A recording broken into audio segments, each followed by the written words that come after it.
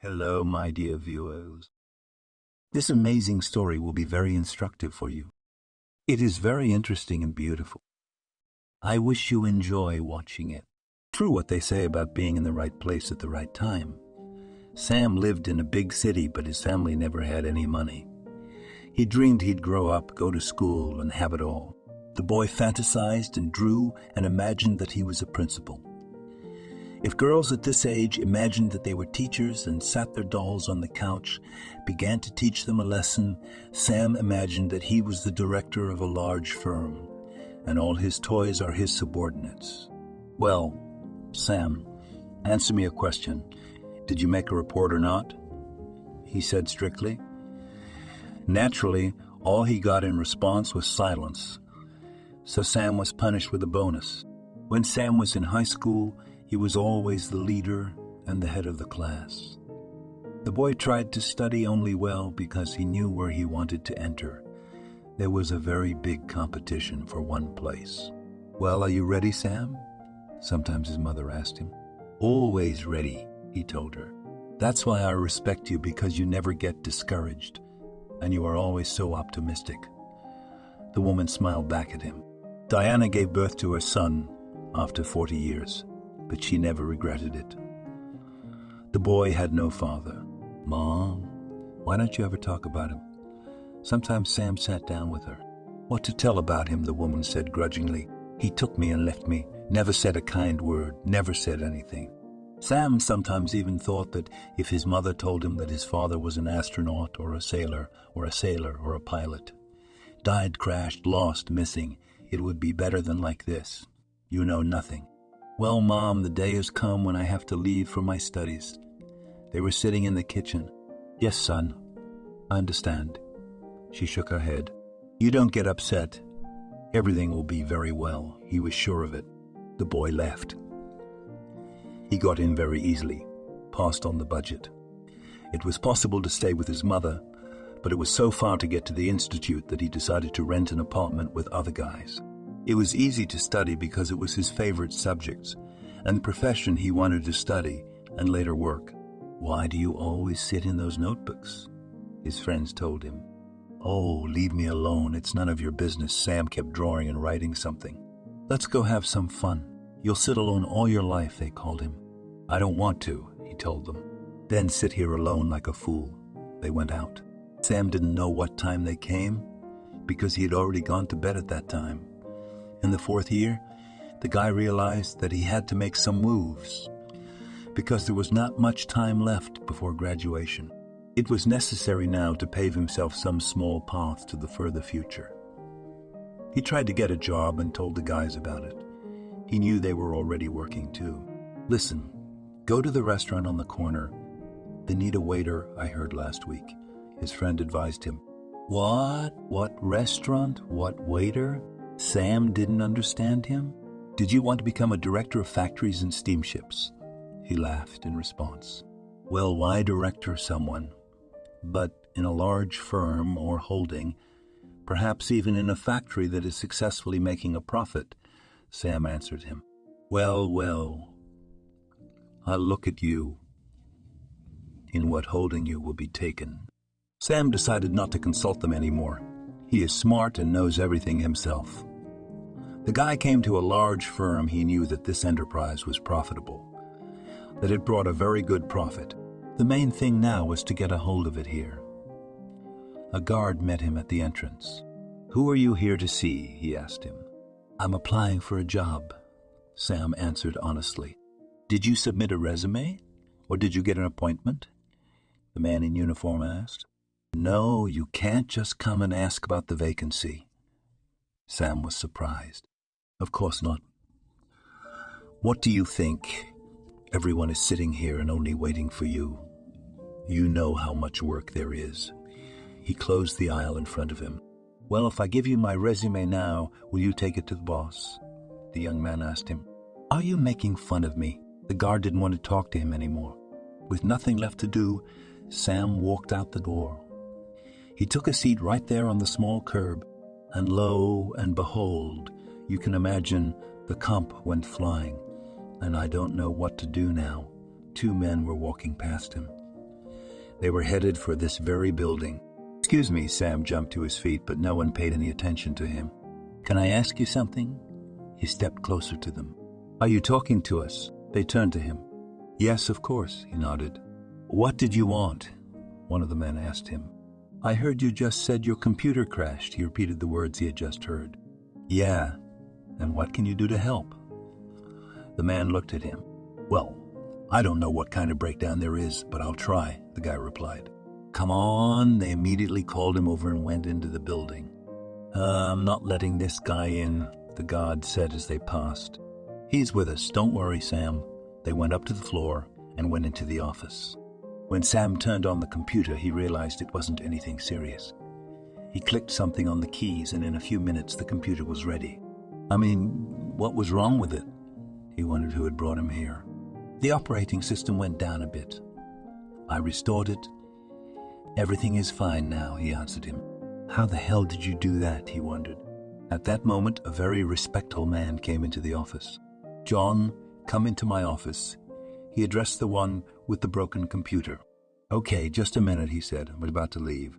But the man who had just arrived stopped in the doorway. "Who the hell is this?" He looked at Sam suspiciously. "Victor, don't swear. I brought him here. Yesterday my computer crashed, and I thought it would be impossible to restore anything. And there was so much information there. This guy agreed to help. And what do you think?" I led him into the office. Voila, not even 10 minutes later.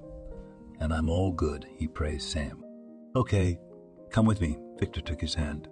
"Look, I'm not an expert in this business. Maybe you have a breakdown that I may not be able to fix." Sam guessed that the boss was taking him to his office for a reason. "All right, you'll see. If you can't, you can't," he told him. They entered the office. A very pretty girl was sitting behind the desk. "So here is my computer," the man showed him, and he sat down and continued talking to the girl. "So where are you going?" he asked her. "Daddy, who is this?" she asked him in a whisper. "Who cares? Tell me where you are going," he said in a stern voice. "I'm not going anywhere," she said irritably. "I'm done." "Not even 5 minutes later," Sam said. "I don't believe you." Victor stood up from his seat. "You can see for yourself." Sam stood, looking at the results of his work. "How? How is that possible? This laptop has been here for about 3 or 4 months. No one could do anything. How did you set it up?" He opened the programs, and indeed everything was in place. "Can I go now?" Sam asked him. "Okay, sit down. Tell me. Marinette, you can go." He turned to the girl. "It was nice to meet you." She looked at the young man. "Nice to meet you too," he said, though he had just heard her name, and he had not told her his. The girl left the office, and the guy and the man stayed there. "It is clear that you came here for a reason. Tell me why." He sat him on a chair. "You know, I'm in college. My friends and I rent an apartment. I have enough money for now, but you know, to get ahead in the future, you have to do everything in advance." Sam began to tell him. "Well, I don't understand what you wanted." The man put his hands together. "I came to apply for your job. After analyzing all the large institutions in the area, I realized that yours is more promising. So I decided to get a job here," Sam explained to him. "I can see that you're a smart guy." Victor stopped talking. He sat back and nodded. "So," Sam dared to say the word. "So, I'll take you to work on 0.25 contractual rates for now. If you do well, believe me, you'll be swimming in chocolate. And if not, blame yourself," the boss told him, got up and sat down in his chair. "Victor, you have no idea what you just did." Sam didn't know whether to jump for joy or hug the boss. That's it. You're off today. I'll see you tomorrow with the paperwork. First to her, then to me," he told him, and started to look for something in the documents. The guy walked happily down the corridor. He once again wanted to visit the man he had fixed the computer to thank him for everything, but he was not in his office. He went down to the first floor, and when he passed the guard, everything was so itchy inside. He just wanted to show him his tongue. Sam went outside. He reached the corner of the building, from behind which Marinette suddenly turned. "Oh," she looked up at him. "Hi," he greeted her. more friendly than he had been in the office. You know, I've been waiting for you here, and I set up this collision on purpose, she told him. Good. Didn't know where to put his hands, Sam. Where are you going now? Marinette asked him. Your father took me to work, so I need to go home now to get everything ready for tomorrow. The young man did not hide from her. Can I come with you? She asked. Sam did not expect such an impulse, but for some reason he agreed. He himself does not know why. When they came to his place, the guys, as usual, were not at home. They were out for a walk somewhere. He gave the girls some tea. They talked for a while, and then he almost forced Marinette out the door. Will you come to the office tomorrow? She asked him. Of course. How could I miss such a chance? He answered her then. I will be there too. Marinette was behaving very loose lately, as her father had money. She was allowed everything. The girl had no mother, so no one could keep a close eye on her. Victor was sitting on the sofa. It was 7 p.m. when the door slammed and Marinette entered the house. Oh, why are you so early today? He was not used to his daughter coming at such a time. She was just out of control, so he had stopped saying anything to her lately. Dad, I think I'm in love, she said. With who? He didn't get it. With that new guy, Sam, she said, and poured herself some juice. You what? He looked at her. Well, why, look. He didn't have time to come to your firm, and he's already working there. Punchy, smart, resourceful. She began to enumerate. Okay, if you want, you can start dating. Dad was cool with it. Daddy, you're the best, hugged his daughter and went to her room. Victor at this time thought that if she would behave like this, approximately as now with this guy, he would not mind their union at all. The next day, after studying, Sam rushed to work. He hadn't said anything to anyone, so as not to jinx it. And now, when he entered the building, he was smiling. Hi. Marinette was already here waiting for him. Oh, Marinette. The girl was pretty, so he liked her too. Say, what time do you finish? She asked him. I don't know. He shrugged and looked at the guard. 7 o'clock, he said. That's it then. At 7 o'clock, I'll be waiting for you at that cafe. She pointed through the glass at the place. Okay, I'll be there, but what will your father say? He would like to know about it too, to prevent any trouble. My father doesn't mind if we socialize, she told him, Victor's words from yesterday.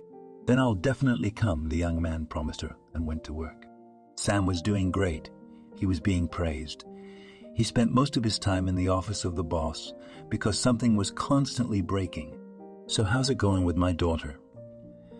Victor asked 2 months after their first meeting. Everything's fine, Sam blushed. Is she behaving well? Victor asked him. Very much so, the boy smiled. All summer, the young people stayed together. In the fall, when school started, Sam said that they were being sent to the potatoes, and he had to go there. Good, Marinette kissed him. Wait for me, he whispered in her ear. Promise me that when you get there, you and I will be married, Marinette smiled. Let's talk about it later. I didn't want to make any plans ahead of time. The young man left. He was gone for 2 weeks. He came back. His studies were going on again, and he was also working. With Victor, he had formed a very good relationship, and near New Year's Eve, Marinette called the young man for a serious talk. As she said herself, well? He came downstairs. Sam, I think I'm pregnant, she told him. That's wonderful, he replied. I don't want to have a baby. She almost screamed in the hall. Come on, babies are a blessing. Especially you are doing nothing, sitting at home. A baby will not hurt you at all, Sam told her. How can you say that? I'll ruin my figure. My breasts will pull away. She almost stomped her feet. Come on. I'll come to your house tonight, and we'll talk about it together, he suggested. Okay, she frowned. Tonight the guy did come over. As soon as the father found out about the pregnancy, he only did not dance, clapping his hands, congratulating Sam and Marinette. That's it. Now it's 100% wedding, and you, Sam, are coming to live in this house. He didn't want any objections. I thought we were going to live separately, independently, The young man did not want to sit on the neck of his father-in-law. What are you? What independent? Do you want to leave me alone? Did not understand the man. Sam knew that if the man decided or said something, then it would be so. Sam proposed to Marinette. The wedding was in early March. Look at me. I'm like a woman on a teapot, the bride told them. You're the most beautiful woman in the world. Sam kissed her. Yes, the most beautiful. The girl didn't believe him. Everything was fine. Everyone was happy. Now all that was left was to defend the diploma, to get a diploma, and the father-in-law promised Sam that he would not leave him now. My grandson will not grow up in poverty, so you have my word that you will have everything, he promised him. Sam had gotten wrapped up somehow with a diploma, then a job, then a pregnant wife, and he thought it had been a long time since he'd seen his mother since the wedding. Decided to go see her. When he arrived, she wasn't home. The neighbor said she'd been taken to the hospital. Sam went there. The woman was already very sick. I'm sorry, son. She took his hand. You what, Mom? I have nothing to forgive you for, he cried. Sam spent the whole night in the hospital. He talked to his mom, telling her what a wonderful wife he had, what they were doing together, that they were going to have a baby soon. And by morning, the woman was gone. Sam came home all broken. He didn't feel like doing anything. And then exams began at the institute and the grief went to the background. The young man could not let down his father. In law, he did everything. First of all, got a diploma. By this time, Marinette had already given birth, and there were tremendous changes in her. If at first she screamed that she didn't want this child, that she would have an abortion, that she would not love him anyway, and everything else. Now, when she saw her daughter, she couldn't let her out of her arms. She was with her all the time. So how's it going? Grandpa came into the room. Oh, everything is wonderful.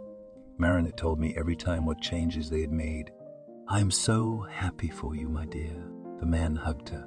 And when at the Enterprise Victor announced his new deputy, everyone only smiled. They understood how the guy got this position. But both men were smart, resourceful, so no one paid attention to anyone. The firm was thriving. Business was booming, which meant that Victor was not wrong about the young man. Juliana grew up to the joy of everyone. She pleased her mother, father, grandfather.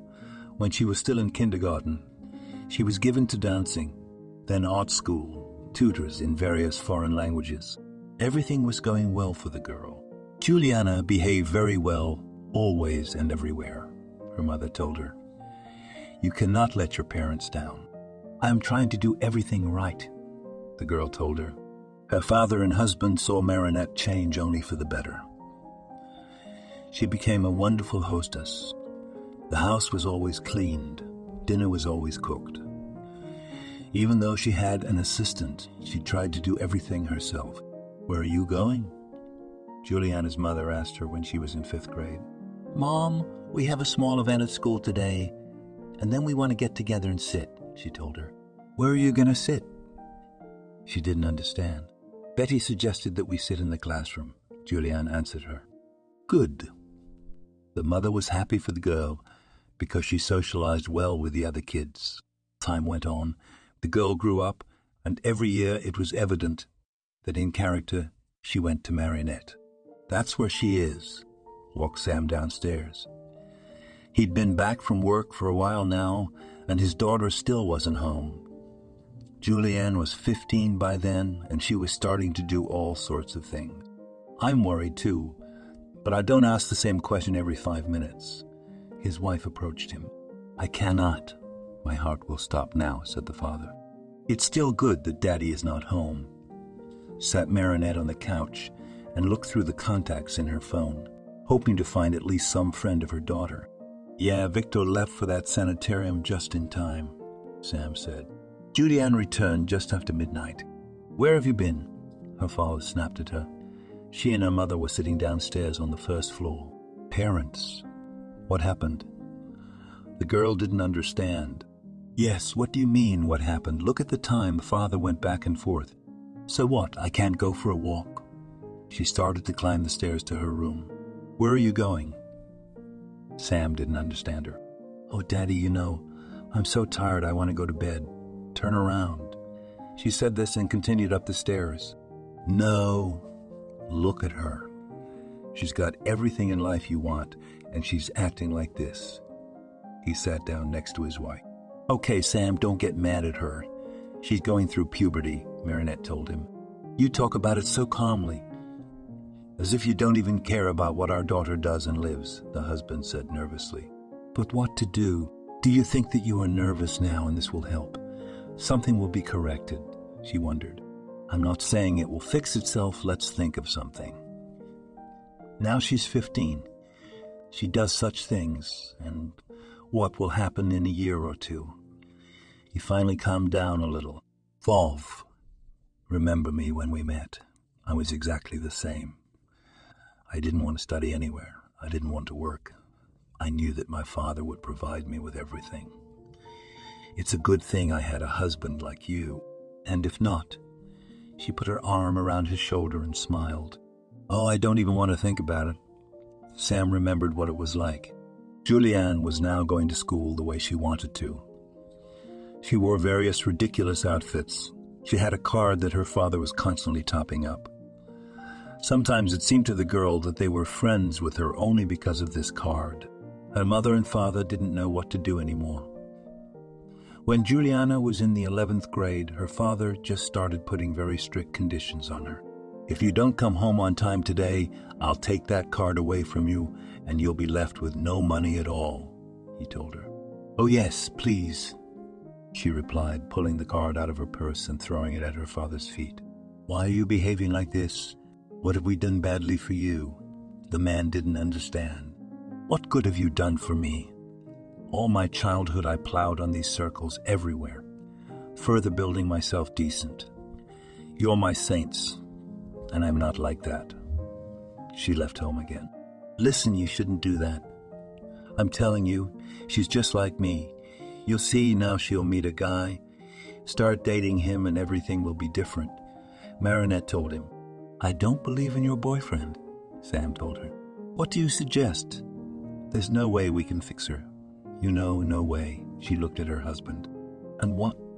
You mean she'll always be like this? Now she has to enroll. Exams are ahead. How will she pass them? Dad was furious. Usually, she will just pass, and that's it. You think that she behaves like that. Then she has no brains in her head. She is a very smart girl. She just wants to prove something to someone. Marinette was adamant in her statement. Okay, let's see now. If she passes the exams and gets into the institute, then I'll give her back the card and stop interfering in her life. After these words, he just turned around and left the house. He had to go to work. All the words of his father, his mother told Juliana. And what, you think I won't pass the exams? She looked at her mother. How can it not pass? On the contrary, I protected you. Said that everything will be fine, hugged her mother. And indeed, although the girl went out to clubs, she could not come home all night, did what she wanted, but when it was time to pass the exams, she did everything almost perfectly. How can that be? Her father looked at her certificate. How you are smart. Here and I have it all in my head, laughed Juliana. Well, it remains only for you to enter the institute, and I will keep my promise. Could not say anything, father, because the conditions were fulfilled. Juliana could not decide for a long time where she wanted to go. In general, she wanted to be like her mother, to stay at home, to take care of the household, to bring up the children. But since it was necessary to get an education, it was still necessary to enter. And the girl chose economics. There was nothing difficult in the entrance exams. Even when the girl was looking at various methodologies and sample tasks, which will be there, she already knew that she would definitely enter.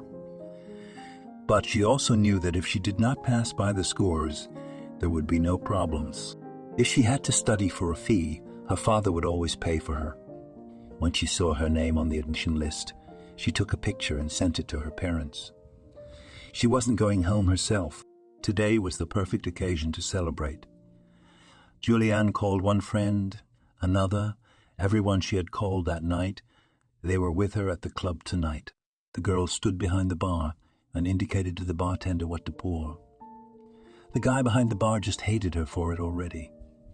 She was still standing there, sipping a cocktail from a tube. A young man came over here. "Hi," he said hello to the bartender. "Hi."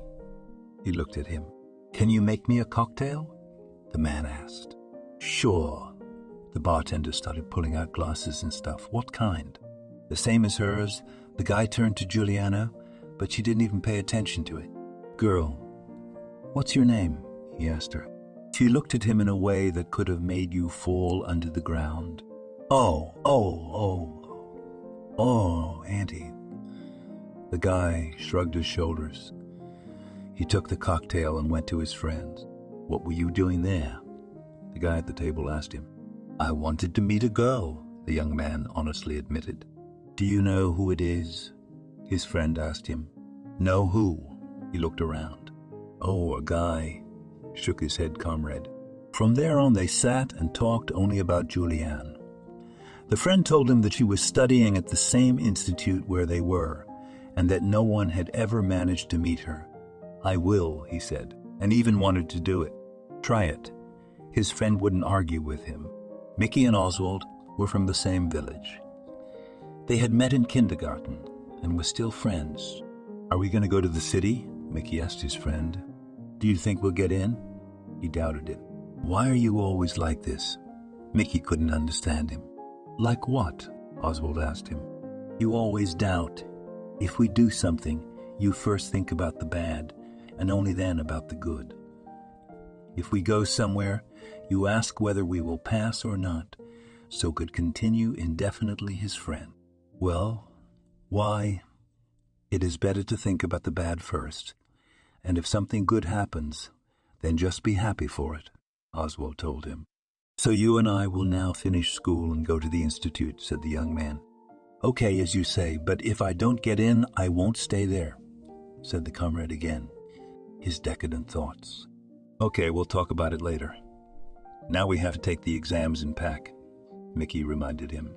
"Boys, if something doesn't work out, you come right back," they told their mothers when they gathered at one of the houses after graduation. "I know for a fact that Oswald will come back, but I'm not going to. If I don't get into this institute, I'll get into any other school, and I'll definitely study," Mickey said confidently. "Oh, who are you so stubborn?" Mom sighed all the time. The boys packed their things and came to the city. Everything was easy for them at the exams, too, and they didn't realize how they passed them. And when they saw their names among those who had been admitted, they were so happy that they couldn't express it in words. "Well, now we have to get settled in the dormitory," my friend said. "Yes, of course. Let's go." The woman led them. Oswald had seen Juliana many times at the institute. He realized that no one could ever reach the level of this girl, especially those who came from the village. He has seen the clothes she walks in, the way she holds her back, the way she talks. The boy doesn't know why Mickey didn't notice her before. But now, when they got back from the club and were in the room, the friend was just lying on the bed and looking at the ceiling. "What are you thinking about?" Oswald asked him. "Well, about that major of yours," he told him. "You're wasting your time," his friend told him. "What? You think it's impossible to look at someone like me and let her have a lot of money, let her dress in brand, name clothes, but I'm real," he said to his roommate. "You realize she doesn't want that," Oswald grinned. "I'll prove to you that things can be different." Mickey jumped out of bed. "Wanna bet?" His friend held out his hand. "Let's make a wager. For what and for how long?" Their hands interlocked. "Well, come on. If by New Year's Eve you've charmed her and she voluntarily agrees to be with you, then I'll take back all my words and apologize to you. I don't know what else I should do." "I don't know what else I should do," Oswald raised his eyes to his friend. "All right, that's enough for me. Trust me, I'd do it." They broke hands and each went to their own bed. After that, Mickey began to have sleepless nights and days. He thought of various options, but none of them made Julianne even look at him. Then he decided to take out a loan. "Friend, don't do it. Why are you putting yourself in bondage?" Oswald told him. "Right, no one is asking you here, so go on. Save your advice for someone else." Was Mickey going to the bank? "I don't know why you're doing this." Only shook his head at his neighbor. It was impossible to borrow money from a regular bank, so the guy started looking for some other options. He borrowed, went to the store, bought himself a nice suit, did his hair, everything just so she would look at him. He didn't need anything else. "Look, Mickey, that's enough. I could apologize to you now, but I can see how you're hurting." "Don't do anything else," his buddy told him. "No, I'm not like that. If I decide something, then I will definitely achieve it." The young man stood his ground. He had no plan, but he knew for sure that this was the day Julianne would pay attention to him. He stood in the lobby of the institute and waited for the girl to come out of there. When she was already out of the door, Mickey ran after her. And as if by accident, he shoved her. Julianne almost fell. "What are you doing?" She looked up at him. "Oh, I'm sorry. It was an accident. I reached out and helped her up." "Get away from me." She wrinkled her nose. "You're so cute when you're angry," he ignored her tone. "Yeah." She wanted to move on. "Well, wait. Let's talk." He hurried after her. "I think you were in a hurry to get somewhere running down the stairs." She walked with her head held high and paid no attention to him. "Your name is Julianne, isn't it?" he asked her. "What difference does it make?" She smirked. Everyone in this institute knew her name. Well, maybe not everyone, but most. "Wait, maybe I can buy you something," the young man offered. Julianne stopped. She looked him over from head to toe and smiled. "What can you buy me, Gum?" She saw that he was wearing a good but cheap suit. "Why gum right away? Maybe we can go to a cafe, have a coffee." He looked around. "Are you sure you're up for it?" She walked again, but in a different direction.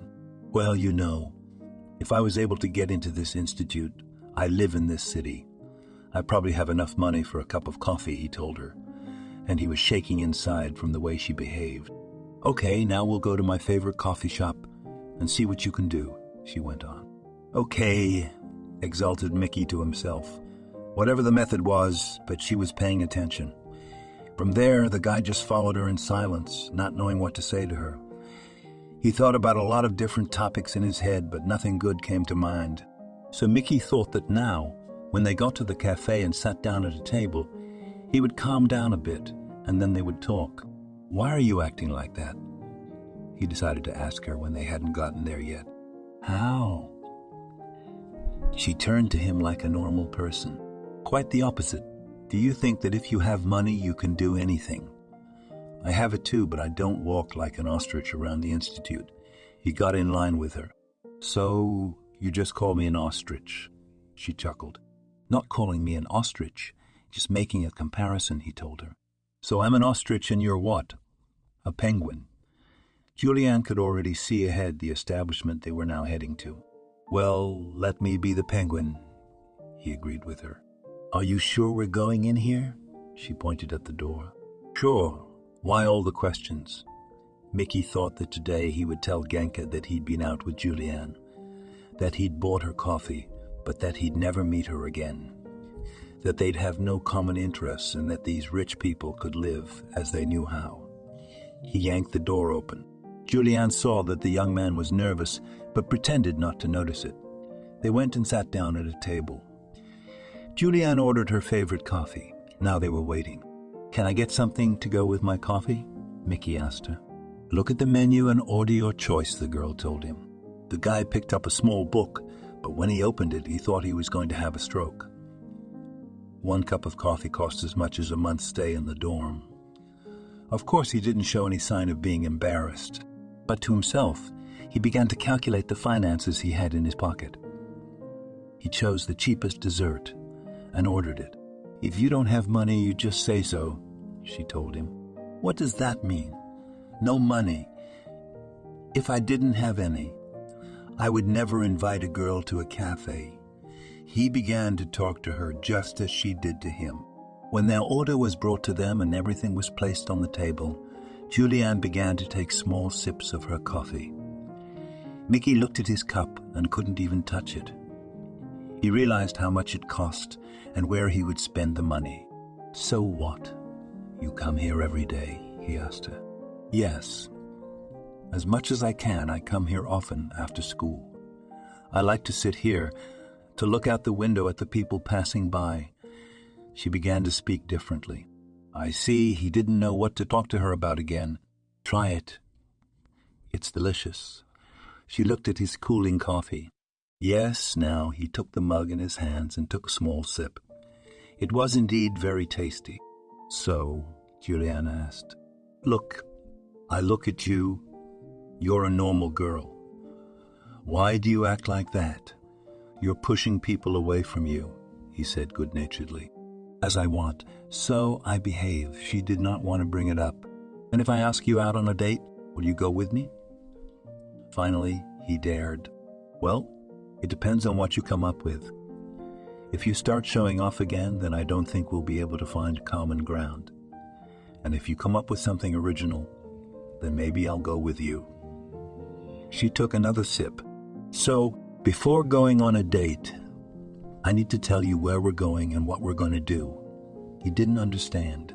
"Well, why? We'll meet. We'll go.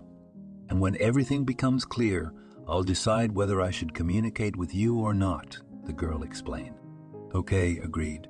"I'll try to think of something that will surprise you." And again the guy thought, "That's it. Enough sitting here when you make a date with me." Juliana asked him. "Should I walk you out?" He answered with a question. "I feel like you're avoiding the answer." She smiled for the first time today. "Let's go." He gave her an elbow, but the girl ignored him. They walked for a while. Mickey already realized she was going to the car, so the seeing her off was over for the day. "I'll see you tomorrow at the same coffee shop at 8 p.m., he told her. "I'll be there." She looked him straight in the eye. Once again, they had to get money from somewhere. The young man realized that the bank would not give it to him. He owed a lot of people, and they would not lend it to him. That left only his friend Oswald. "Where were you today?" As soon as Mickey came to the dormitory, his friend immediately pestered him with questions. "Can you guess 3 times?" he asked him. "Really?" His friend didn't believe him. "Not only that, today we drank coffee in a coffee shop, which costs a lot of money, but I made a date with her for tomorrow, and she said she would come," the friend shared with him. Wow, Oswald still couldn't believe it really happened. "Listen, have you got any money?" Mickey asked. "You're at it again. You'll arrange something for free," his friend told him. "I can't do it for free. You should have seen the way she looked at me when we went to the coffee shop today. I realized that she has money and she was ready to pay for everything herself, but I couldn't allow it. Then she definitely wouldn't have gone anywhere with me." The guy sat down on his bed, held his head and thought, "So, I have some in my stash, but I was saving them for the case," Oswald told him. "Mate, I'll give it all back to you," Mickey promised. "Of course you will," he grinned. The young man stayed up half the night, thinking of something unusual to do for Juliana. Mickey realized that she had already been everywhere and seen a lot of things, and what to surprise such a person was unknown. But towards morning he finally came up with one. He did it completely by accident. The guy got up in the morning and went to the window and saw some workers climbing on the roof of the house opposite. Mickey almost screamed with delight. "What are you doing?" Oswald, who was still in bed, didn't understand him. "Listen, I've got it all worked out for tonight. I'm going to give her a date on the roof. We meet at 8. 0 p.m. It'll be the coolest sunset of her life. I'm sure she's never seen anything like it," the guy told his friend. "Well, yes, the roof is a cool idea, but who will let you go there?" asked him a counter question. "This is another matter first. The main thing is to prepare," the young man was sure. Immediately after studying, friends went to the store, bought everything they needed, and now it remained only to choose a roof. "And why don't you do everything on that house, which you saw this morning?" offered him Oswald. "Yes, but how will we get to the attic?" That was what the young man doubted. "Look, let's see, maybe there is nothing closed." For some reason today, Oswald turned from a pessimist into an optimist. Okay. They stood at the entrance for a while, waiting for someone to come in to enter. After that, they took the elevator to the top floor, and, oh wonder, the attic was indeed open. "Well, what did I tell you?" Oswald was glad that he was right. "Gendos, it should work out perfectly today," Mickey told him. They walked to the roof and looked out. The view was very nice indeed. Everything they had bought was hidden in the attic, and now Mickey went home to change. At the beginning of 8, the young man was waiting for Juliana outside the very same coffee shop. The time was 8, and the girl was still not there. Had she forgotten, or just decided not to go? He said to himself. But half an hour later, he saw Juliana's car pull up. "Are you waiting?" She smiled at him. "Of course I'm waiting. How can a girl like you not wait?" He was surprised that she asked such questions. "So, did you come up with an original date?" She looked at the entrance to the coffee shop and then shifted her eyes to Mickey. "What? Are you doubting me?" He cocked his chin. "Of course not." She closed the car, and they walked in the direction where the Institute's dormitory was located. "Do you want to invite me to the dorm?" She didn't understand. "Why not? I'll introduce you to my friends." He began to joke with her. "Yeah, you're creative," she said, her lips tightening. "Did you really think that a guy who wants to get a girl and ask her out for the first time on an unusual date would take her to the dorm?" He got a little ahead of her. "So let's not talk in riddles. And you can just take me to the place where we're going to have a good time tonight, I hope." They went back to the entrance where they had been with Oswald. Mickey took a seat on a bench that was right there. "What are we waiting for?" She didn't understand. "We're waiting for someone to come in, because I don't have the keys," he told Juliana honestly. At that moment, the girl thought that the guy could rent an apartment here, and if he took her to the dormitory, she could turn around and leave him. It would be harder to do it in the apartment, but she didn't say anything out loud. She decided to wait a bit and see how things would develop. Finally, some grandmother opened the door, and the young people entered the entrance. The local resident grumbled something in their wake, but no one paid any attention to her. "Come on," Mickey hurried her. They got into the elevator and got to the floor they needed. All the while, the guy watched Juliana, whether she was already guessing or not yet. He opened the attic door, let the girl go through. He himself came in behind her, took the bag that was hidden, and they went out on the roof. "Yes, you really surprised me," the girl said to him. "Do you really think so?" He couldn't believe she was speaking from the bottom of her heart. "Of course I do. Do you really think Mom or Dad took me up on the roof or that I could have climbed up on my own?" She looked around for a place to sit down.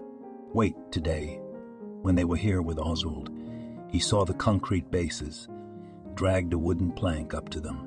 That's what it turned out to be, a place to sit. They sat on opposite ends of the bench and put a bottle of champagne and glasses in the middle. "Sorry to be so modest, but I had to surprise you. And a budget date. I think it would be surprising to you too," the guy spoke softly. Juliana smiled. Never before had anyone asked her out on a date, much less one so romantic. There were young men who tried to woo her, but they gave expensive bouquets, some gifts, took her to a restaurant where she had been 1,000,000 times. But this is the first time she's sitting like this. "Why did you pay attention to me?" she asked him. "Do you want me to tell you the truth?" Mickey decided not to hide anything from her. Of course, he didn't think she would tell him to deceive her. "My friend told me that you'd never pay attention to anyone, and he and I had a bet that I'd achieve that no matter what it took," Mickey told her. Sure, it hurt a little. She stopped talking and averted her eyes, but at the same time, there was probably no other way to put it. The girl laughed. It was obvious that she wasn't thinking about anything right now. She was just sitting back and relaxing. "But you're a normal, really ordinary girl. Yes, your family has money, but what's to be proud of? If you get sick or get into some trouble where money will play the last role, and a close friend can always support you in deed and word, reasoned the young man. Juliana thought about it. She realized that there was some truth in his words. When several hours had passed, it was almost dark outside. Mickey held out his hand to her. What? She didn't understand. Come on, I'll show you something else. He wanted her to follow him. The girl stood up from the bench at first. She didn't want to give him her hand, but at the last moment she changed her mind and did so. Don't turn around, he asked her. Okay. Juliana stood facing him. As they took a couple steps and the young man turned her around, she saw the very beautiful sunset that was over the city. My God, Mickey, it's beautiful, she said aloud. That's exactly what I wanted to surprise you with. Not some expensive coffee, not full pockets of money or anything else, but all natural. They stood and watched the sun go down. You're right, and money isn't needed here at all, she told him. Now Mickey noticed the way she looked at him. After the date, the guy walked her to her car. They exchanged phone numbers and parted ways today, promising to call each other the next day. As Juliana drove home, she thought back on everything that had happened today, realizing that the sight of such a sunset was something she couldn't buy for any money. Oh, and she liked the guy. Not only that, he was handsome, but also kind, responsive. From that moment, the young man and the girl began to communicate. They corresponded, called back, sometimes met. And always Mickey surprised her with something that had not yet been in Juliana's life. When the school year was coming to an end, the guy realized that he owed a lot. He had to pay back the money, but where to get it, he did not understand.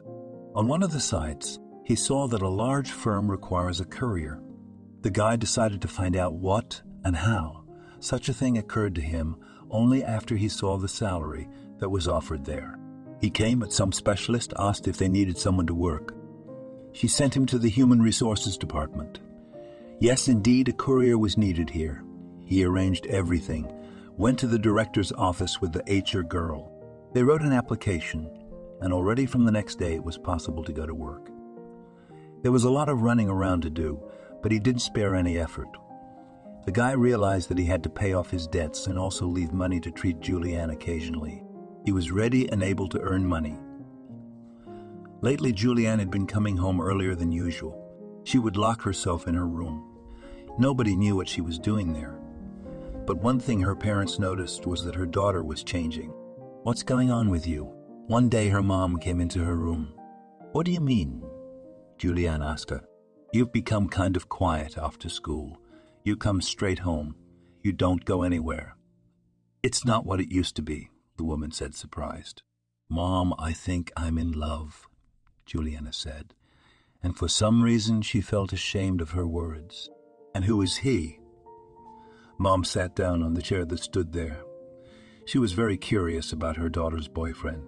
I haven't figured it out myself yet, the girl honestly told her. Well, at least the guy's good. The mother wanted something. Very good, Juliana told her and looked at herself in the mirror. And when do you plan to introduce us to him? Her parents didn't rush her to get married and have children, but it was still interesting to know who she was socializing with. As soon as he agrees, we'll come to you right away, Juliana promised her. Okay, agreed. The mother stood up, leaving the room. In the evening, when Sam came home, Marinette told him everything. Not to say he was very pleased, but what had happened with his daughter was only for the better. One day, Juliana decided to stop by her father's work after school just to talk to him. She entered the building, and as she was walking up the stairs, she came face to face with Mickey. What are you doing here? She was surprised to see him holding several bags of periodicals. What about you? He also asked her. This firm where my grandfather and father works, said the girl. And I work here, Mickey said slowly. Juliana, for some reason, thought about the fact that usually students don't get a job if they have money. And since he took her to expensive coffee shops and bought her things, she thought even if he didn't have that much, he had something. Juliana, do you have time right now? He asked the girl. Sure, I'm just stopping by. She nodded and smiled. Can you give me a ride to these addresses? The guy showed her the packages. Let's go. They got in the car. When everything was delivered, the guy asked her to drive out of town. I'm sorry I lied to you. I don't really have anything. I come from a simple village, a simple guy who grew up in a simple family. Yes, I told you that I bet Oswald and I that you'd pay attention to me. Even then I told him that sometimes it's not the money that matters in a man, but his inner fullness. He gibbered rapidly. Juliana sat staring in front of her and remained silent. She didn't know how to react to this message. Why aren't you saying anything? Mickey asked her. I don't know what to say to you, she admitted honestly. Well, say something, he begged her to keep quiet. You see, in the time we've been talking, you've really surprised me. I realize that you are not rich, but as a man you are very rich, she told him without turning around. So, you won't go out with me anymore? He asked her. Well, why not? My father once also came to this very same firm to my grandfather. He noticed him and he still works there today. Mickey was pleased to hear that. They sat in the car for a while longer. After that, they each went to their own homes. When will we meet next time? He needed to ask that question to see what would happen next. I recently told my mom about you and she told me to bring you over to meet you. The girl looked at him. And you what? He was interested. Said it would be soon. If I persuade my father to take you not as a courier, but as someone else, will you go to work for him? She asked the boy. Do you think he would take me on? Doubted the young man. But I'm his daughter. I'll try to beg him. Juliana wasn't sure, but she had to try. All right, try to talk to him, but if not, don't insist. I can do without this job, Mickey told her, got out of the car and walked towards the dormitory. Juliana arrived home. Her parents were just about to have dinner. When everything was ready on the table, the family sat down to eat. So where is your young man? Why didn't you bring him to get acquainted? Her mother told her. Parents, I need to talk to you, said the girl seriously. Well, start, looked at her father. I learned something today, so I can't help telling you about it. Juliana didn't know where to start. Daughter, talk. We listen to you, and we will always support you and understand. Her mom was on her side, but she didn't know much yet. Dad, you probably know that I started being friends with a guy. Juliana looked at him. Yeah, Mom told me. He nodded his head. So this guy works at your firm as a courier, she explained.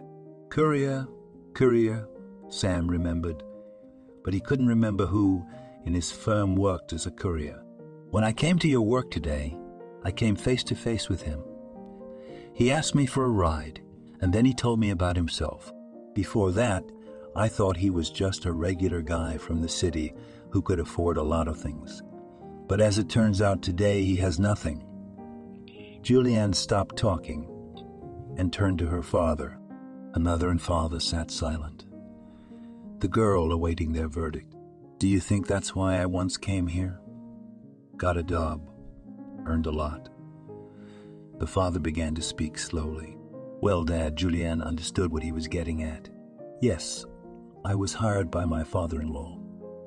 But I really knew a lot of things, and I earned it all myself, with my own brains. Not so that now my daughter would go out with a poor man and provide for him. Sam spoke calmly, but it was obvious that he was angry. Juliana wanted to cry, but she held on. Can you get him a job with you that isn't as a courier? No, the man answered firmly. Why not? She didn't understand. What can he do, and what can he do? Then I came to my father-in-law. I was already in the 4th year of the institute. But even before that, I was really engaged, worked out various plans and other things. And your boyfriend wants to come right out of the gate. No, that's not going to happen. Yes, now he works as a courier. Let him continue to work. I do not mind, without any emotion, said my father. How do you not understand? I loved him, said the girl. Sometimes you can forget a little about this feeling, because after a while, love passes, but money will always be needed. Sam reasoned calmly. Marinette sat at the table and looked at him. She didn't understand why her husband was saying those words. Why are you looking at me like that? He turned to her. Yes, you may have earned it all with your brains, but if your father hadn't taken you to work then, no brains would have helped you, she told him rudely. Well, I've said my last word. If you don't want to listen to me, you can do what you want. The man got up from the table. I'm going to Grandpa, Julianne said. Whoever you want to go to, the father stood his ground. Then I'll prove to you that we can do everything ourselves. With our brains, as you say. The girl got up and went to her room. There she threw some things into her backpack, went outside, got in her car, and drove to the dorm where Mickey lived. It was practically summer, so if he wanted to, now was the time to go to the country. Mickey, can you come out? She called him. Yes, of course. Within a minute he was standing outside her car. Get in, Julianne said. Mickey got into the car. He didn't understand what could have happened, that a girl came to see him at such a late hour. I talked to my parents today. She started to tell him everything that happened at their house. The guy listened, and he didn't really like the story. What do you want to do now? He knew his girlfriend's stroppy nature. I will tell you now, you just do not interrupt, she said to the young man. I'm listening. He fell silent. Since I left home, we have to live somewhere. I don't think my father is going to refill my card, so whatever's on it now should be enough for a while. He said he won't fire you from the couriers, so you can keep working there. Maybe eventually I'll get a job somewhere. You and I will get an apartment, live there. She looked at him. Just the two of us, he asked. No, the three of us. She was sick of explaining everything to everyone. Okay, I understand you. He didn't say anything else. Tell me, how much debt have you accumulated in the meantime? She didn't want their family to owe anyone anything. The guy told her the amount. Julianne thought it was ridiculous. Why are you laughing? He didn't understand. Tomorrow morning we'll withdraw the money. I'll give it to you to settle all your debts, she promised him. I don't feel comfortable taking money from you, he told her. It's uncomfortable to sleep on the ceiling. She didn't want to hear, no excuses. Now they needed to find an apartment where they could spend the night. The classifieds were quick to do so, and in a couple hours the young people were in a small studio apartment. Julianne paid at once for several months. One could not worry. I do not believe that you just like that took and fell in love with me. They sat in the kitchen, drinking tea, and believe me, she didn't like him saying that. I'll try, but I think you were a flighty girl, and you're still a flighty girl.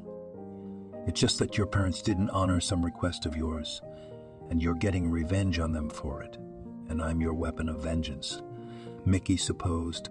Well, whatever you want to think. She didn't want to talk about it. Okay, I'm going to ask you a question now. Will you answer it for me or not? He took her hands in his and watched her eyes. Of course I will answer it. She didn't understand what kind of question it was that she wouldn't be able to answer. If I asked you to marry me, would you go? He spoke quickly. I would, she said, without averting her eyes or even thinking for a moment. I don't know, Julianne. I really like you. He hugged her. I just want to be close to you. I realize that we're going to make it on our own. We may not have as much money as my father or grandfather, but we will have love and some prosperity. That's what I truly believe. From that moment the boy and the girl began to live together. They liked everything. They were happy with everything. If Julianne didn't know how to do much, Mickey did everything himself. How do you know how to do all this? Sometimes she wondered. You must have had servants at home, he told her once and laughed. Why do you say servants right away? We had an au pair and once I had a nanny, the girl said. And we had no one in the village. We did everything ourselves, so I know how to do it all, said the guy. I see. She didn't want to admit that she didn't know how to do much. The young man and the girl continued to study. Her parents called her phone, but it had been 2 years since she'd traveled to see them or returned their calls. And when Mickey and Julianne studied in the last year of the institute, he, after all, proposed to her. The guy saw that the girl did not communicate with her relatives, and he himself tried to avoid meeting with his superiors. He knew that Sam was purposefully looking for him, but made sure that at that time he was either not at work or he was in some cubbyhole. I'll probably get out of there, he told Julianne at home. Why do you keep talking about it? She didn't understand work and work. Who's stopping you? Your father constantly wants to see me and talk to me, and until you talk to them yourself, I do not want to interfere in your relationship, the young man admitted to her. Okay, I promise you that I will talk to them soon, she promised him. Mom never tired of calling her daughter, and it was as if Dad just pretended that she had disappeared from his life. One day when Mickey wasn't home, Julianne picked up the phone and dialed her mother's number. Hi, she said hello when the woman picked up. Julianne, please come home. Don't mind Daddy. He just got mad then.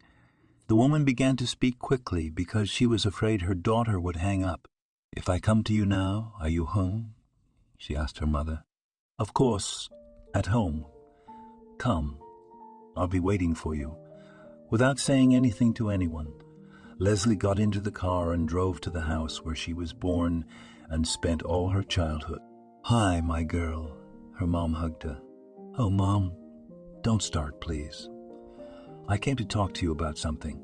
They went into the kitchen and sat down at the table. Marinette immediately made tea.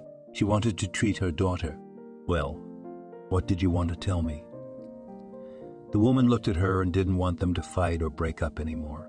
Mom, all this time Mickey and I lived together, I realized what a good man he really is.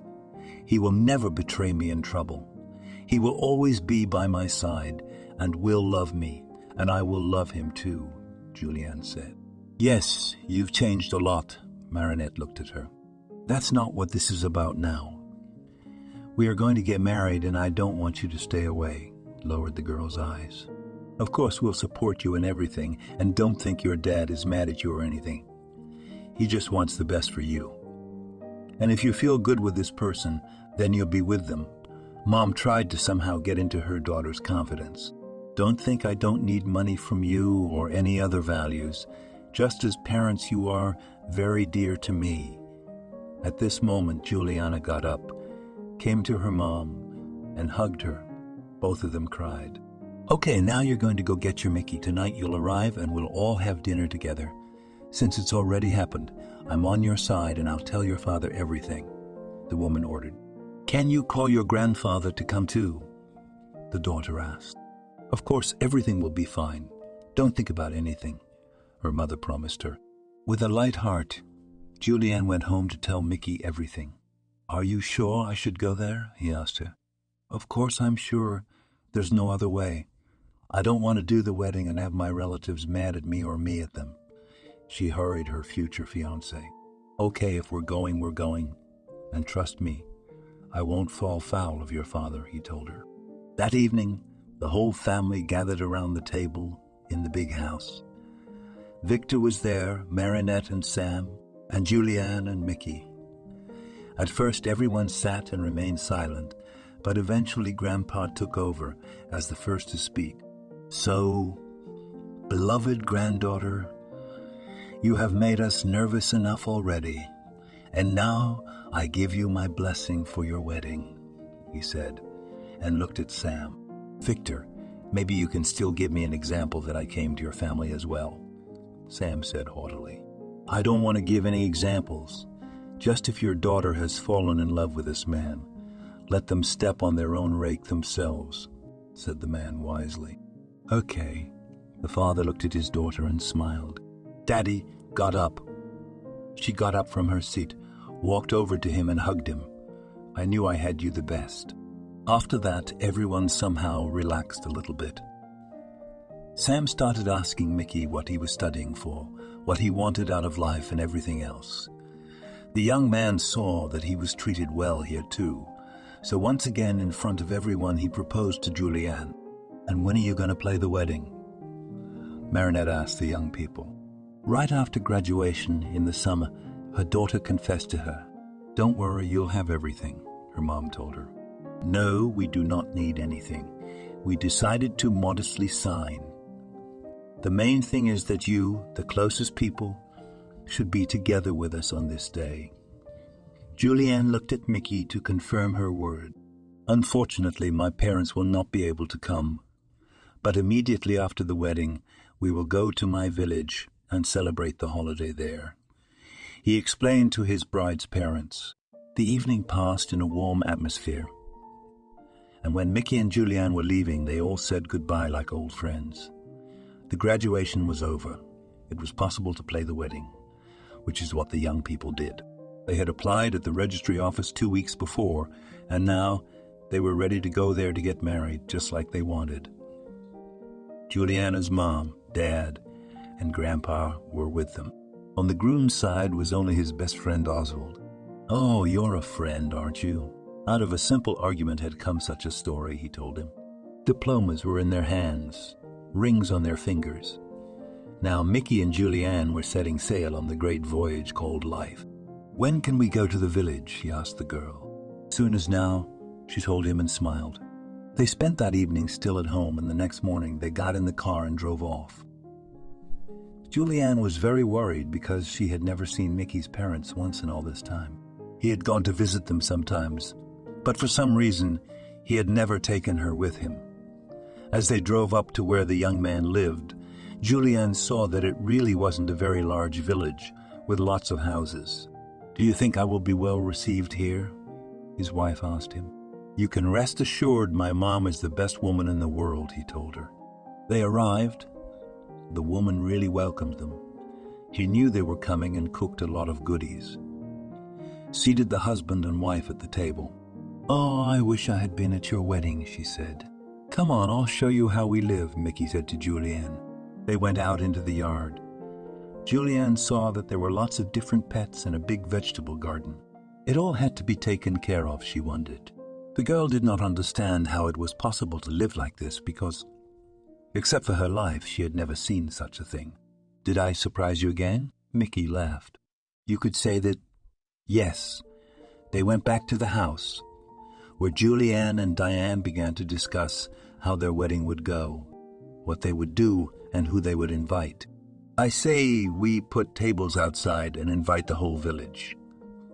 Whoever comes, comes," Mickey intervened. "That's a great idea," Julianne echoed her. "The wishes of the young are the law." "Then tomorrow I'll get my girlfriends to help me prepare everything.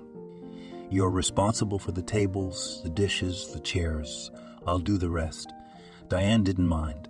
The whole week was spent preparing for the wedding. Mickey was making arrangements traveling.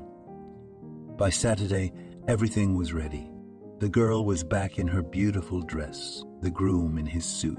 The whole village gathered, some to congratulate the young people from the bottom of their hearts, others just to walk around the party, and others were curious about what was going on here.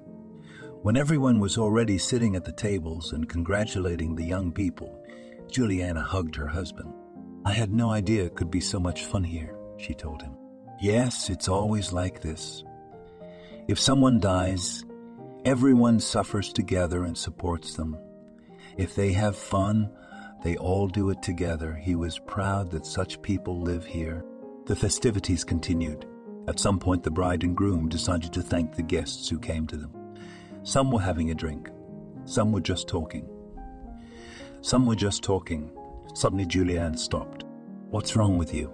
Mickey bumped into her. "Who's that?" She was pointing at one of the girls. "Oh, that's Sam's Veronica." He saw her pointing at one of the girls. "Mickey, come on. I need to talk to you," the girl told him.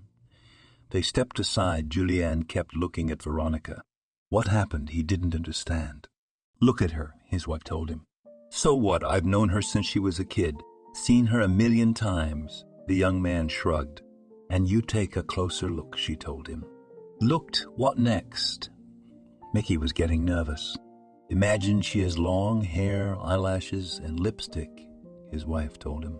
"Julianne, I don't know where you're going with this," he told her. "Okay, bygones, I'll explain everything to you tomorrow." Julianne went back to the guests. The evening ended very well. Everyone sang and danced, and at the end the young people gave fireworks. After that they went into the house.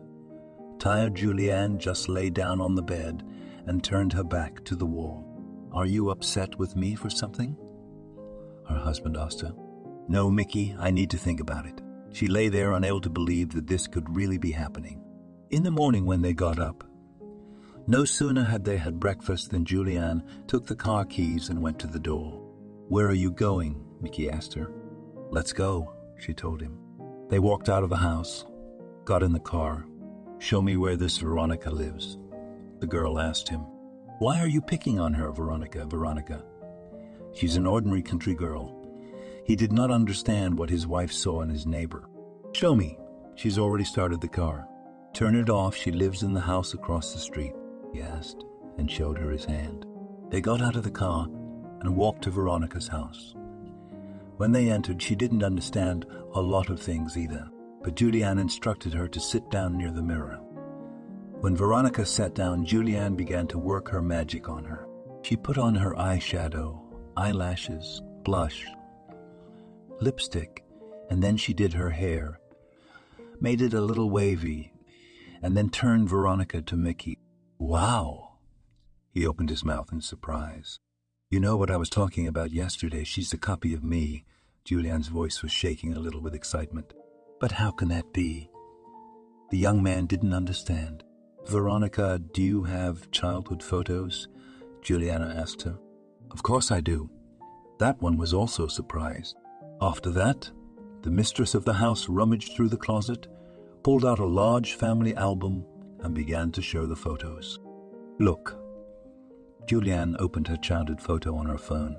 Yes, they were different, but if you didn't look closely, the girls looked very much alike. "Let's have tea," Veronica suggested. "That's a great idea. We all need to think now, but then decide what to do." They sat at the table, drinking tea. "And I know how it was," Juliana suddenly said. "And how was it?" Mickey looked at her. "A village girl got pregnant one day and then went to give birth in the city. She didn't want to do it here, or she was afraid. She gave birth there, and since my parents had money, they bought a second child from her because she couldn't raise two." Juliana said, "Look, stop making things up. It doesn't happen." Mickey didn't understand what was going on. "I'm not making it up. Do you think that if my mother couldn't have children and wanted to do it, her father wouldn't let her buy a child if it was already born?" The girl continued to push her line. "Juliana, please, please, please don't make things up now." "We'll find out," pleaded Mickey to his wife. "Veronica, where are your parents?" Juliana turned to her. "My mom raised me, but she's been dead for 3 years now." The girl said sadly. She didn't think it would turn out like this at all. "So, if we can't ask your mom, then we can ask my mom," Juliana said. She got up from the table and walked towards the exit. "Let's stay here for a few more days. My mom will be offended that we came only for a few days," the young man asked the girl. "I promise that when we'll find out everything, we'll come here again, and we'll stay here as long as you want." She turned to him. "Shall I come with you?" Veronica got up from the table too. "Of course, I have to prove to people that you and I are the same person," Juliana told her. Together, they went to Diana's house, apologized to her that they had to leave for a while, but promised to come back and stay a little longer. "Yes, sure, guys, do what you want," she said. "You don't owe me anything. You're young. You should have fun." The woman was reporting back to them as if she was guilty of something. The 3 young men, Juliana, Veronica, and Mickey, got into the car and drove off. There was a tense silence in the car. "How old are you?" Juliana asked the girl. 23, the girl said. "I'm 23 too." She looked at Mickey. "Tell me, when is your birthday?" Juliana kept up with the girl. "May 20th, she said, and Veronica felt like she was in a fantasy story. "Okay, it doesn't add up. It's June 10th. But it's still close.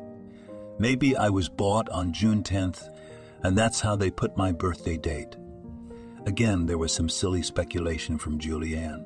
"Sweetheart, listen, we're going to go to your mom. Tell her, then we'll hear her side of the story, and then we'll make some conclusions or assumptions." It all seemed like the ramblings of a crazy person to Mickey. Finally, they arrived at the place where Sam and Marinette lived. Juliana ran into the house, calling out to her mother. "What are you doing here? You weren't coming so soon, were you?" She came downstairs. Mom, look, she pulled Veronica forward. And what? The woman looked at the girl. Well, how can you all not see that she really looks like me? Juliana was almost crying over this. Well, yes, she does, but it happens. Her mother couldn't understand what she was getting at. Let's all go to the table, the daughter said. When everyone was seated, Juliana again put forward her version of what was going on. Juliana, what are you saying? Marinette couldn't understand her. I gave birth to you myself. I can tell you every minute of what happened. The woman was just sitting there pale. Well, where do I know you're not lying to me? The girl tried to get to the truth. Why should I deceive you, I tell you? I gave birth to you myself. Marinette clutched her head. How do you then explain such a similarity, and our birthdays differ by only a few days? The girl assumed again. Well, let's all calm down. Wait for your father. Maybe he will explain something to us. But I'm sure that everything that's happening now is just a coincidence. There are people who look like actors. It's just that there are some similarities. The woman tried to come up with another version. Mom, what are you telling me? Look, there's a resemblance. She showed her childhood photos. Oh, my daughter, I don't understand anything at all. It was obvious that Marinette was really in such feelings that she felt bad and wanted to cry. So we are not going to wait for anyone, Juliana said. I have a plan, and now we are going to implement it. Only then we will find out what happened. Mickey felt superfluous here. He actually, for a moment, thought his wife had something wrong with her head. What else have you got in mind? Veronica asked her as they drove to their house. Tomorrow we'll go to the clinic. Take all the relatives with us and take DNA tests, said his wife. Jesus, Juliana, do you really think everything you're saying is true? He couldn't believe it. That's what I said. I'm not telling you anything else because you're already starting to think I'm crazy or insane. When all the results are ready, only then I will talk to you, she said.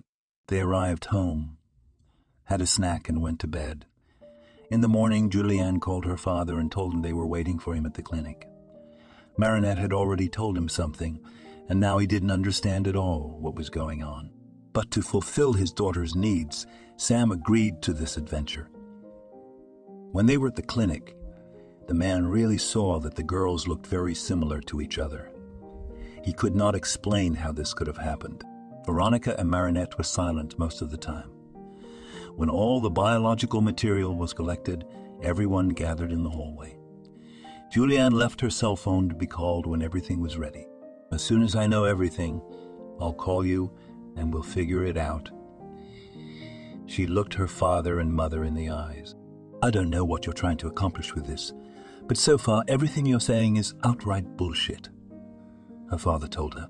That's it. Goodbye, Mickey. We're going back to your mom, Veronica. Sorry we wasted your time. They went outside again, got in the car, and were on the road again. Oh, you guys are lazy driving back and forth this far? Diana came out to the gate to meet them. Mom, it's okay, her son told her. They went inside the house. No one brought up the subject with the relatives again. They had to wait for the results and then see who was related to whom. Every day Mickey took Juliana somewhere. Then they were on the old pond.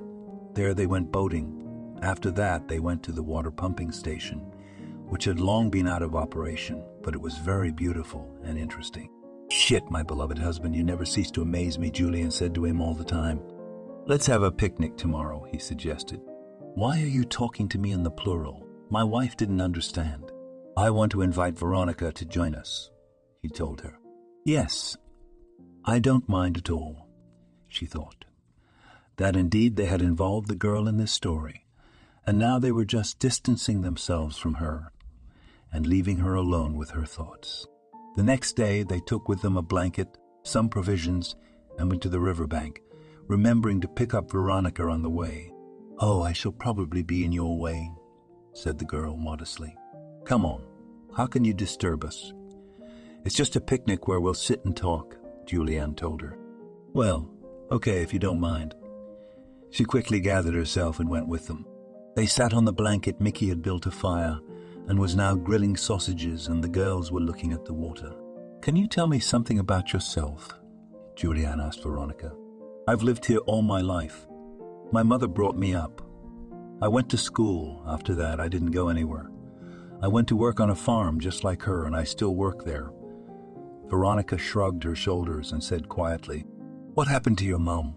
Why did she die so early? Juliana wondered. Once there was a fire on the farm, and many people didn't have time to run out because they were trying to save the animals. She was alive for a few days after that. She was in the hospital, but I don't know why she was gone. Veronica cried. I'm sorry I hurt your feelings. Juliana touched her hand. No, it's okay.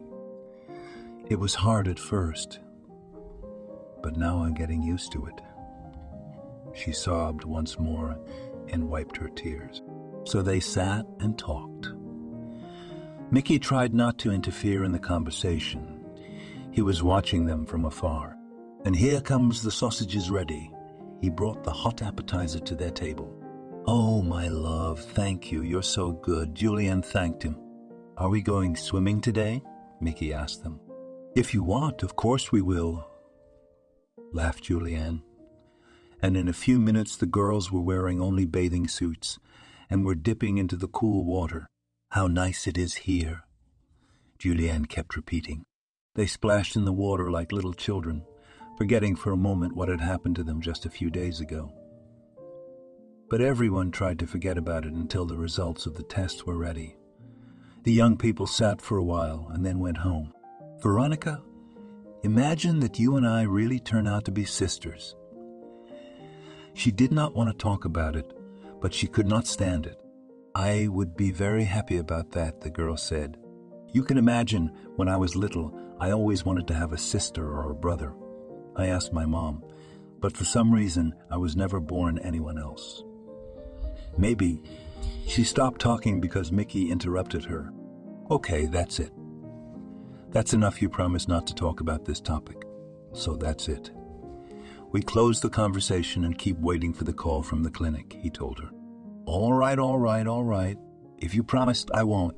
His wife agreed with him. They were back at Diana's house again. It was very cozy here. The woman didn't force anything, which couldn't help but please Julianne. She was afraid that when she got to the village, she would be forced to milk cows, go after pigs, or something like that. After more than 3 weeks had passed, Juliana's phone rang. She looked at her husband and picked up the phone. Hello? She worried. It's the clinic bothering you, the girl heard in the receiver. I understood. She listened to what she would be told next. The results of the tests are ready. You can come for them, a pleasant male voice told her. That's it. I understand that we have had a lot of fun in the village. We should go back. The girl smiled at her husband and mother-in-law. No one argued with this. Everyone realized that sooner or later, Julianne and Mickey would leave this place. Now, said the wife to her husband. She walked out of the gate and walked to Veronica's house. Hi. She walked into her house. Hi. She understood why she had come. Are you coming with us? Julianne only asked one question. If I have to, I will, Veronica answered her. Aren't you interested in what the examination showed? Julianne asked her. I am, but I don't want to embarrass you, she replied. You are not embarrassing anyone. Get ready and get in the car. We are waiting for you. These words sounded more like an order than a wish.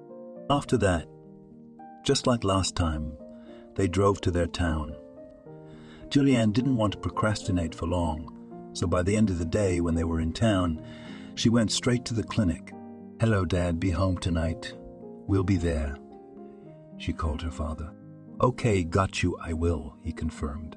After that, they all drove together to the place where the envelopes with the results were waiting for them. Julianne went in and picked one up, but didn't open it right away. She put everything in her bag, got in the car, and they drove home. Inside the girl, everything was turning over with excitement, but she didn't show it. Julianne thought Veronica was going through the same thing, but she was so calm, it was hard to tell. Hello, everyone. She walked into the house. Oh, the dears have arrived. rejoiced Marinette. They had all sat down as usual at the table in the kitchen, and now only Sam was waiting. He came in about an hour later. The envelopes were lying on the table and Julianne's hands were burning. She really wanted to open them, but she couldn't do it without her father. "I'm home," the head of the household announced as he entered. "Well, finally, how long have we been waiting for you?" his daughter muttered to him. Now they were all sitting at the table together. They didn't invite Victor specially, because if something turned out to be strange, so that he wouldn't know anything about it. Juliana began to open envelope after envelope after envelope, and the further she did it, the more she was surprised. Everyone was looking at her. She wasn't the only one who wanted to know the information. "It's all very strange," the girl said. She looked at her mother, at her father, at Veronica. "Tell me already." Mickey couldn't stand the suspense. "I'll tell you now, but someone still has to explain something." The girl turned to her father. "So Veronica and I are sisters. Marinette is my mother. But Veronica is not, but Sam is our father." She looked up at Sam. "How can that be?" Marinette sat at a loss. She had never noticed anything suspicious about her husband. Yes, he could be late at work, come in late, but he never smelled of women's perfume or anything else. "Okay," Sam exhaled. "I thought it wasn't true. I thought it would blow over, but I don't know how it happened. Why Mickey was from this village. I guess God must have wanted you two to meet. Come on, tell me." Julianne couldn't wait for it to come out.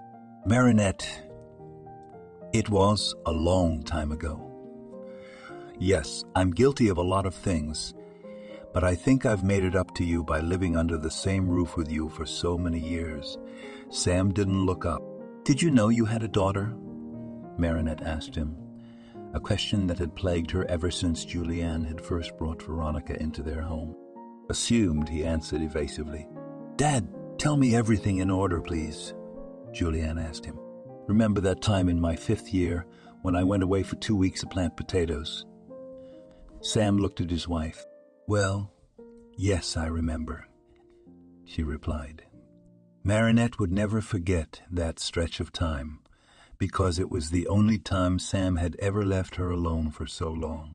"So before that, in my 4th year, we went to this potato patch too, and I met this girl there.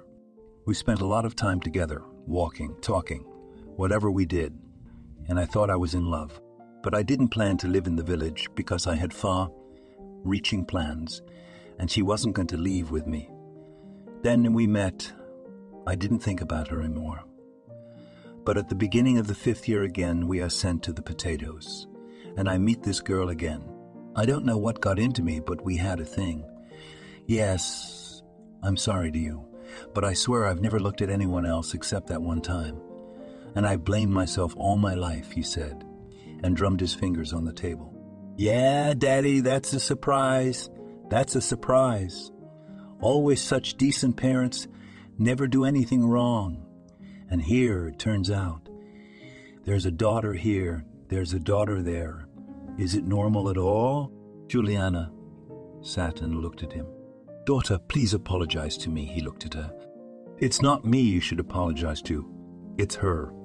She pointed at Veronica. At that moment, Veronica sat neither alive nor dead. She didn't know what was going on at all. "And you forgive me, my daughter. Your mother never called or wrote to me, and when I told her I wouldn't talk to her, she stayed out of my life. I could only speculate about the baby," Sam said. "Why didn't you want to talk to her?" Marinette turned to him. It was like she was back to being the feisty girl she used to be. "When I came back, it turned out you were pregnant, so I couldn't leave you. But believe me, I didn't want to leave you." The man immediately realized. "So you didn't leave me just because I was pregnant?" Tears appeared in the woman's eyes. "Beloved, forgive me, I swear to you that I never had anything with anyone. I don't know how it happened. I don't know how it happened. I don't know. It was just the devil." He stopped talking. "What's the big deal? Like you said, it was really meant to be. Veronica has no one. Her mom died 2 years ago now. She lives all alone. And you, Daddy, will help us out a lot if you get everyone settled in this life. Juliana told him calmly. "Of course I'll do anything for you, Mickey. Thank you for your patience. I don't know how you've put up with all this at all." Sam sighed again. He stood up, walked around the room, then sat back down. "I had to meet a guy. He had to pursue me for so long, then fall in love with me, then bring me to his village, which is not 100 meters from our house, and there to meet my sister," Julianne wondered. "But now, everyone is fine," Sam said. He went over and hugged his daughters. "Yes, I might have thought it was Grandpa because he's been living alone for a long time. Maybe he lacked a woman's affection, and I've heard what a lover and a walker he was, but not you. I should have married a country boy and been surprised with a sister after the wedding." She hugged Veronica. "I'm so uncomfortable," the girl said. "Why are you uncomfortable all the time?" "It's okay." They sat in the kitchen for a long time yet, discussing the whole thing. Marinette, of course, forgave her husband. Veronica said she didn't want to stay in town. Sam told her that she could come any time she wanted. She promised him she'd be sure to come, and the next time we go to the village. The head of the family began to say, "Will you go to this village?" Julianne looked at him. "Why not? Our relatives live there, Mickey's mother, and we haven't met her yet. We should definitely go and meet her." He smiled at everyone. "Are we going to tell Grandpa?" The daughter turned to her father. "If Marinette doesn't mind, I think he will be very happy to have another granddaughter." Sam turned to his wife. "I heard you talking about Grandpa, but you didn't call him." They heard his voice. "Daddy, come in. We have a huge surprise for you." Marinette stood up to meet the man. Coming through, he appeared in the kitchen, but when he saw how many people were sitting at the table, he stopped. "What's this meeting about?" He didn't understand. "Now we will explain everything to you. You just do not lose consciousness?" asked his daughter and granddaughter. What happened again, every day in a new adventure. The man sat down at the table. Julianne volunteered to tell the story. She started with the moment they met Mickey and ended with the meeting at the village wedding. "So it's all true." He looked at everyone at the table.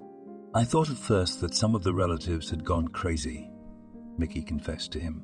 "Wow, that's my son-in-law." Victor clapped his hand. "That's enough of that," Sam asked him. "So, Veronica, what is your education?" asked her grandfather.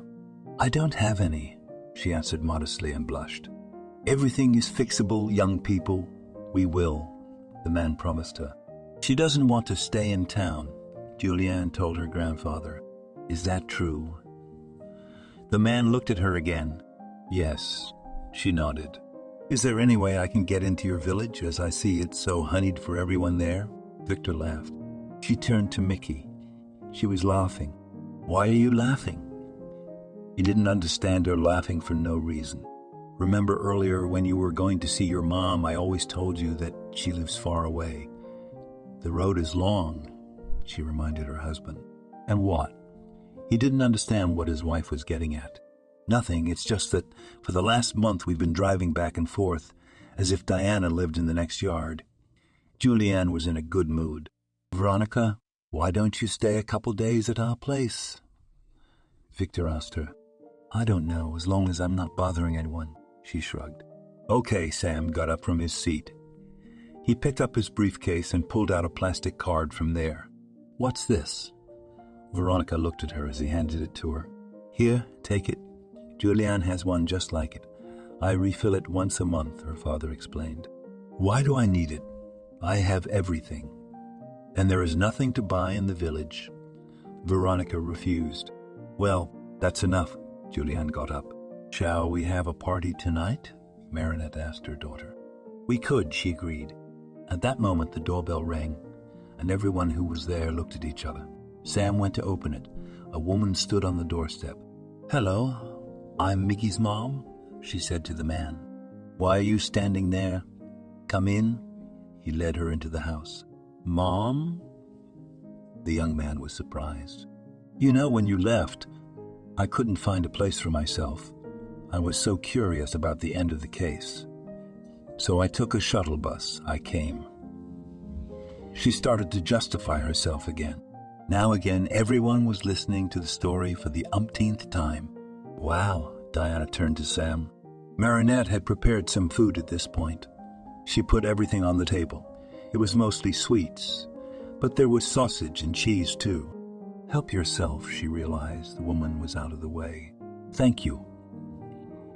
The woman looked around at everyone at the table. Her gaze stopped on Victor. He was looking at her so intently that it was impossible not to notice. After everyone had eaten, Mickey and Juliana took Diane to show her the apartment. Would you be coming tonight? Marinette asked them. Yes, absolutely. Except we'll show Mom where we live in the town, the young man said. No, said Victor loudly. No what?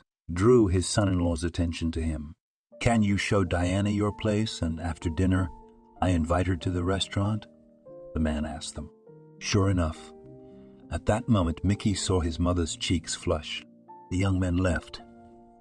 Veronica stayed. Her grandfather took her to his study. There they sat and talked for a long time. In the evening, the guests arrived. Everyone sat at the table again. It was very hearty and family. Like, well, Diana, are you ready for an adventure?